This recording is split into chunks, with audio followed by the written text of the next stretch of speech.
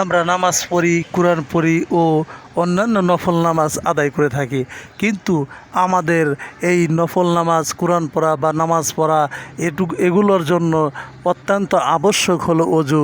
আর এই অজুটা আমাদের সঠিক হচ্ছে কি না এটা আমরা কখনোই ভেবে দেখি না। অনেকেরই অজু হয় না, কারণ হলো তারা সুন্নত তরিকা মতো অজু করে না, এমনি আন্দাজেই অজু করে থাকে। তাই আমরা আসুন অজুর তরিকাটা জেনে নেই।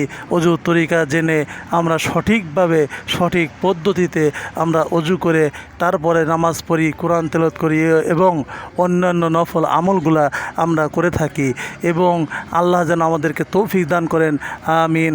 আসুন আমরা সুন্নত তরিকাটা জানি। অজু করার সুন্নত তরিকার হলো 1 নাম্বার, অজুতে নিয়ত করা সুন্নাত।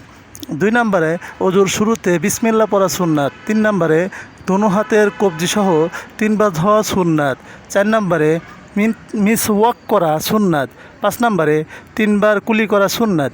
6 নম্বরে 3 বার নাকে পানি দেওয়া সুন্নাত। 7 নম্বরে সমস্ত মুখ 3 বার ধোয়া সুন্নাত। 8 নম্বরে ডান হাতের কনুইসহ 3 বার ধোয়া সুন্নাত। 9 নম্বরে বাম হাতের কনুইসহ 3 বার ধোয়া সুন্নাত। 10 নম্বরে দোনো হাতের আঙ্গুলি খিলাল করা সুন্নাত। 11 নম্বরে সমস্ত মাথা একবার মাসেহ করা সুন্নাত। 12 নম্বরে কান মাসেহ করা সুন্নাত। 13 নম্বরে গরদান মাসেহ করা মুস্তাহাব। 14 নম্বরে ডান পায়ের টাকনুসহ 3 বার ধোয়া সুন্নাত। 15 নম্বরে বাম পায়ের টাকনুসহ 3 বার ধোয়া সুন্নাত। 16 নম্বরে দোনো পায়ের আঙ্গুলি খিলাল করা সুন্নাত। এই সুন্নত তরিকাগুলো আমরা যদি সঠিকভাবে পালন করে অজু করে থাকি, তাহলে আমাদের অবশ্যই আমাদের অজু সঠিক হয়ে যাবে।